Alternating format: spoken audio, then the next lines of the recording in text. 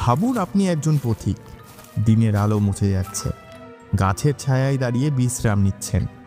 পাশ থেকে এক ভদ্রলোক এগিয়ে এসে বলল, ভাই সাহেব, এত হাঁটলেন, একটু খিচুড়ি খাবেন?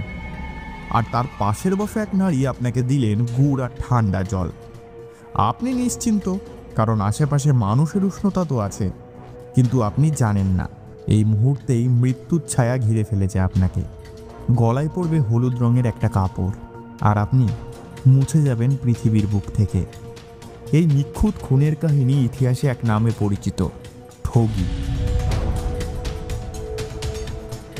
ঠগ শব্দটি এসেছে সংস্কৃত থেকে, মানে প্রতারক।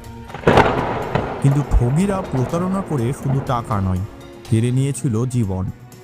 13 থেকে 19 শতক ভারতবর্ষের পথে প্রান্তরে ছড়িয়েছিল এদের রক্তাক্ত রাজত্ব। মাত্র 1830 সালেই ঠগীরা খুন করেছিল প্রায় 30,000 মানুষকে। গিনেস বুক অনুযায়ী মোট সংখ্যা দাঁড়ায় প্রায় 20 লক্ষ। হ্যাঁ, ঠিকই শুনেছেন, 20 লক্ষ নিরীহ পথিক, যারা কখনো আর ফেরেনি। প্রথমবারের মতন ইতিহাসে ঠগীদের নাম আসে 1356 সালে ফিরোজ শাহর ইতিহাস গ্রন্থে। তবে বাংলার মাটিতে তাদের আগমন হয় আরও আগে, 1290 সালের দিকে। জানা যায় দিল্লির সুলতান প্রায় 1000 জন ঠগ ধরে ফেলে, কিন্তু কোনো এক অদ্ভুত কারণে তাদের সাজা না দিয়েই নৌকায় চড়িয়ে বাংলায় পাঠিয়ে দেয়। আর সেখান থেকেই বাংলার জলস্থলে ছড়িয়ে পড়ে মৃত্যুর ছায়া। প্রথমে ছিল দলছুট, পরে গোষ্ঠীবদ্ধ, এবং ধীরে ধীরে তারা হয়ে ওঠে এক ভয়ঙ্কর পেশাদার খুনির বাহিনী। ঠগীরা কখনো তীর্থযাত্রী, কখনো ব্যবসায়ী, আবার কখনো সাধারণ পথিক সেজে চলত শিকারের পাশে। তারা শিকারের বিশ্বাস জিতত, একসাথে বসে খেত, গল্প করত, আর রাতের অন্ধকারে শিকারের ঘুম ভাঙার আগেই তামাকুলাও। এই সংকেতেই শুরু হতো খুন। 3 জন একসাথে আক্রমণ করত, একজন মাথা চেপে ধরত, অন্যজন কাপড়ে ফাঁস দিত গলায়, আর তৃতীয় জন পা টেনে মাটিতে ফেলে দিত। মাত্র 30 ইঞ্চির এক টুকরো কাপড়, যার মাথায় বাঁধা থাকতো একটি রূপোর কয়েন বা তামার ডবল পয়সা। এটাই ছিল ঠগীদের মরণ অস্ত্র, নীরব, রক্তহীন আর নিঃশব্দ খুন। এরা কথা বলতো গোপন সংকেতে, যেমন বাসন মেজে আনো মানে কবর খোঁড়ো, ঝিরনি মানে হত্যার প্রস্তুতি, তামাকুলাও মানে শেষ নির্দেশ, এখনই খুন করো। এই সংকেতগুলো ছিল এমনভাবে গোপন যে ঠগ গোষ্ঠীর বাইরে কেউ কখনোই তা বুঝতেই পারত না। শুধু তাই নয়, তারা পুরো একটি পেশাগত কাঠামো তৈরিও করেছিল। একটা ঠগী দলে একজন মানুষ খুন করতে 8 থেকে 10 জনের ভূমিকা থাকতো, আর এরপরই হতো এক অদ্ভুত ভোজ। মৃত্যুর পরে কবরের পাশে বসে গুড় খাওয়া। তাদের বিশ্বাস ছিল যে গুড় খাবে সে ঠগী হবে। 1812 সালে গঙ্গার পাড়ে আবিষ্কৃত হয় একটি গণকবর, যেখানে মেলে 50টি মৃতদেহ। এরপর একের পর এক বের হতে থাকে আরও ভয়াবহ কাহিনী। কিন্তু এই মৃত্যু সাম্রাজ্যের পুরো চিত্র সামনে আসতে সময় লেগে যায় 1830 সাল পর্যন্ত। এই ভয়ঙ্কর অপরাধীদের দমন করতে এগিয়ে আসেন বেঙ্গল আর্মির ক্যাপ্টেন উইলিয়াম হেনরি স্লিম্যান। তিনি তৈরি করেন এক বিশেষ পুলিশ বাহিনী, গোয়েন্দা নেটওয়ার্ক, এমনকি তৈরি করেন মানচিত্র ও সময়সূচি, যার ভিত্তিতে আগাম আঁচ করা যেত পরবর্তী হত্যাকাণ্ডের স্থান ও সময়। তিনি তার গুপ্তচরদের পাঠান পথে পথে, আর একের পর এক ধরা পড়ে ঠগীরা, কেউ দ্বীপান্তরে, কেউ যাবজ্জীবন, আর কেউ ফাঁসির দড়িতে। অবশেষে ইতিহাসে ঠগীদের পতনের সূচনা হয়। কিন্তু সত্যিই কি তারা শেষ হয়ে গেছে? আজও যদি কেউ হঠাৎ বলে গুড় খাবেন, আপনি একটু থেমে দেখবেন চারপাশটা, কারণ এই ঠগীরা শুধু খুনি নয়, তারা ছিল এক আদিম রহস্য। তারা ছিল ছায়ার মতো, আনন্দের আড়ালে লুকানো ভয়। আপনি যদি ভাবেন ঠগীদের গল্প মানে কিছু নির্দয় পুরুষের দল, তাহলে আপনি ইতিহাসের অর্ধেকটা জানেন।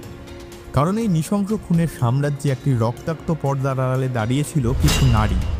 হ্যাঁ, ঠগীদের মধ্যে কিছু নারী সদস্য ছিল, যারা নিজ হাতে শিকার খুন না করলেও তাদের ভূমিকা ছিল আরও ভয়ঙ্কর। এই নারীরা ছিল ঠগীদের নীরব অস্ত্র, কখনো মায়ের রূপে বা কখনো বোনের ছায়ায়। তারা ছিল ঠগী দলের সবচেয়ে বিশ্বাসযোগ্য সদস্য।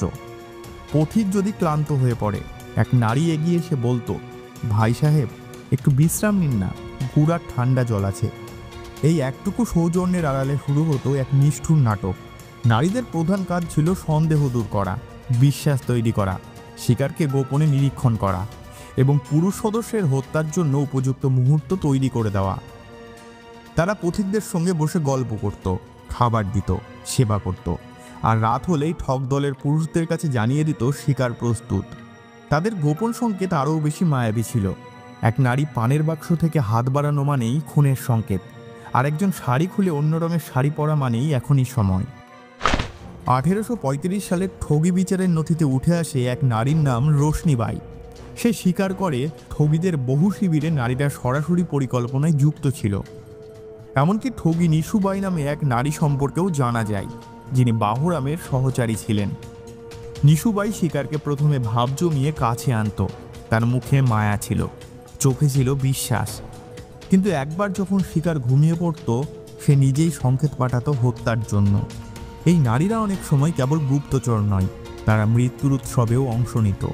কবরের পাশে বসে গুড় খাওয়া হতো, সেখানেও নারীরাও থাকতো। তারা বিশ্বাস করত গুড়ের মধ্যেই আছে ঠগি হওয়ার শক্তি, আশীর্বাদ আর অন্ধকার পবিত্রতা। এবার আসি সেই মানুষটার কথাই, যার নাম শুনলেই ঠগিদের রক্তময় ইতিহাস কাঁপতে থাকে। বাহুরাম একজন ঠগি, একজন হাটবাজারে ঘোরাফেরা করা নিরীহ দেখতে লোক, একজন গল্প কথা বলা সহযাত্রী। কিন্তু তার হাতে ছিল ইতিহাসের সবচেয়ে নির্মম খুনের পরিসংখ্যান, 931 জন। হ্যাঁ, নিজের মুখেই সে স্বীকার করেছিলেন তার হাতে 931 জন মানুষ খুন হয়েছে।